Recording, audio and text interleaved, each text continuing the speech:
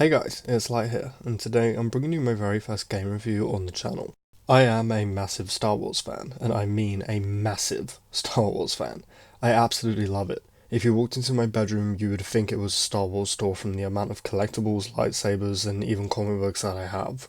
Like, I literally live and breathe Star Wars. The old LEGO Star Wars game was my absolute shit as a kid. I'd play it every day on my PS2, so when I first heard that this game was being made, you can only imagine my level of excitement.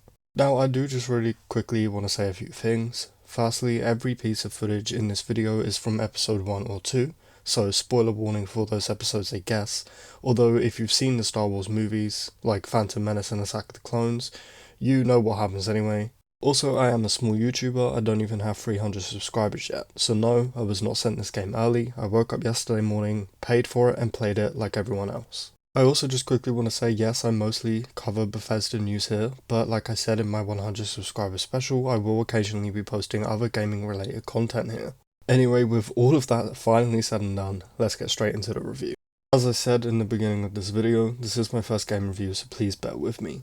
But right off the bat, this game is great. It's fantastic. It's by far my favourite LEGO game, but take that with a grain of salt. I haven't played a LEGO game since Marvel's LEGO Superheroes 2, since after that I thought that they were getting a bit stale, but man oh man, this game has dragged me right back in. It really is a great game, but it has its problems, so I'm going to talk about the good things first before we move on to the bad at the end of the video. So as soon as I booted up the game, it had me laughing. This game is funny. It has a lot of laugh out loud moments, which I love. It's also very serious at times, which is kind of new for a LEGO game that I've played at any rate. I can easily say this is without a doubt the best combat I've ever experienced in a LEGO game too. I absolutely love the way it feels, the way it plays out. I also just want to point out how every Jedi has different animations for the way they attack, which is really great. It would have been very easy for them to just make every Jedi the same with a different skin, but nope, they hit the nail right on the head, all the way down to how they attack to how they sprint. It's small details like this that really makes this game so good. Now I do just want to take a moment to talk about the world as a whole. There are so many maps to explore and they're all pretty big. I mean, I played this from 9 AM yesterday to about 5 AM give or take, and I haven't even hit episode 3 yet, because I've just been exploring so much. Not to mention the amount of side quests is insane. Now don't get me wrong, the side quests aren't long or like massively fantastic, but there's still a lot of them. When you first do boot up the game, it gives you the option to start from either episode 1, 4 or 7, aka Phantom Menace, A New Hope or The Force Awakens. I chose episode 1 because I want to play the game in chronological order, but that's just me.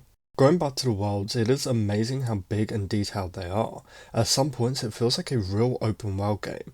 Now don't get me wrong, is it as fantastic as a world like Skyrim, or Fallout 4, or Red Dead Redemption 2, Witcher 3? No, of course not, it's a LEGO game. But from every quote open world LEGO game, this is the first one that to me anyway feels like a real open world game. For the last I would say 8 or 9 years, I've felt like the word open world is used way too much in gaming. Like there is a lot of games out there that are quote open world, but they have absolutely nothing to do in them besides the main story. So it's like, well great, it's open world, but it doesn't feel like an open world game, if that makes any sense. But this game honestly does, and I was shocked and just really surprised at how much of an open world this game felt. So it's not just the best combat of any LEGO game, this is the best world in my opinion too. I will say, I'm not a big fan of the whole galaxy map thing. I would have preferred the whole cantina thing that they did in the old school LEGO game, but I think that that's just me being nostalgic honestly. Like, don't get me wrong, it doesn't suck, I like the galaxy map for the most part, but I would have really liked to be able to walk around a big open area with every character I've unlocked just chilling out around me, you know? Now I do just really quickly want to talk about voices. Obviously this game is voiced unlike previous Star Wars LEGO games, which had the mumble. If you want, there is a mumble mode for this game which turns off the voice acting and replaces it with a mumble like the old school games. I never bothered to even try this out since I really did like the voice acting despite the mumble being really nostalgic. The last things that really impressed me were how fun the quests were, or just how fun this game is in general actually.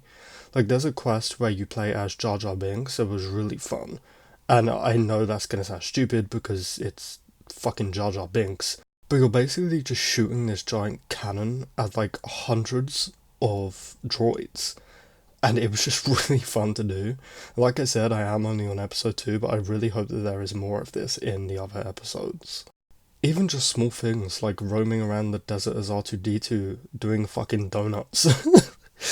Just, there's so much of this game that's really, really fun. But now I do want to move on to the bad stuff. So the thing that I probably hate the most in this game is the menu. It really, really sucks. Where you go to swap out characters, travel to locations, read about new quests and puzzles, it's absolutely awful. There's too much going on, the navigation is really weird. Every 5 seconds I had a new, like, alert or notification, I guess, on my menu, so I had to sit there after every single quest navigating through this ridiculously hard to look at menu, attempting to find whatever it was just so then the alert/notification would go away. Trying to find anything on this menu is like trying to find a needle in a haystack. I honestly really hate this menu. They just could have made it so much cleaner, maybe move some of the menus into settings and what have you. I don't know. If you're anything like me and you can't stand having your menus filled with those little alerts and notifications thing, you are going to hate this menu, so be warned for that. Also, some missions are too short. Not the actual episodes, but the missions, like, inside the episodes, if that makes sense. There were a couple times where you would just walk from one place to another and that was it, and it took about 10 seconds before it took you to a new location. Like, what was the reason for me to walk 10 seconds just to load me into a new location on another planet? You might as well have just started the quest there. It's kind of hard to explain, but it's not a deal breaker and it didn't happen too often. Now I do want to quickly mention pod racing. I had a blast pod racing, but there was a couple of times where your pod would break and you'd kind of have to fix it mid-race. I really didn't like that. It was not that it was bad, it just took me right out of the game. Like, I'm trying to have fun just doing a race, and the game should just let you, but instead it's like, oh, this is broken, now you have to fix it.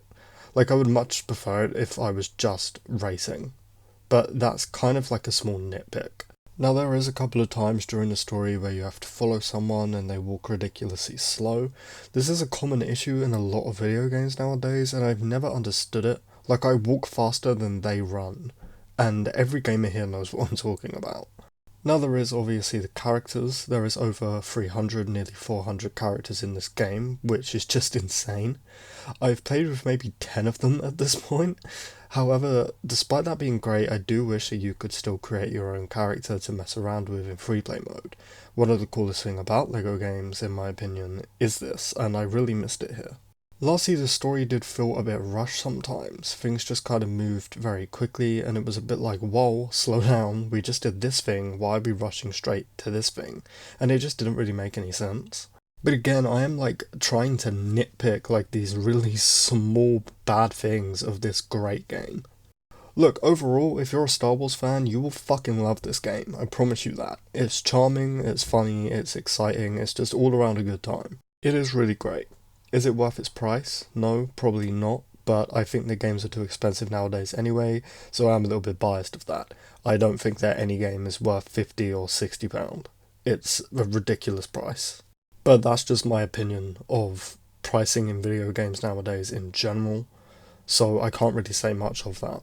Look, if you don't want to spend the full amount, you're not really missing out on much if you wait for a sale. It's not one of those games that's a straight 10 out of 10 that you have to play right now, but it is ridiculously good and ridiculously fun. As I said, if you're a Star Wars fan, you'll like it. If you're a LEGO fan, you'll probably like it. Overall, I do think that this is a fantastic game. I know I will be 100%ing it over the next few weeks, and I do definitely recommend it. Anyway guys, that is my review. I hope I helped you make a decision on whether or not you should buy the game. If you have any questions about the game before you buy it, comment below and I promise I will reply to everyone. If you are new around here, consider subscribing. I'm really hoping to hit 300 subscribers here soon, so it really would mean the world. Anyway, with all of that said and done, thank you all for watching, don't forget to hit like, and I really hope to see you in the next one.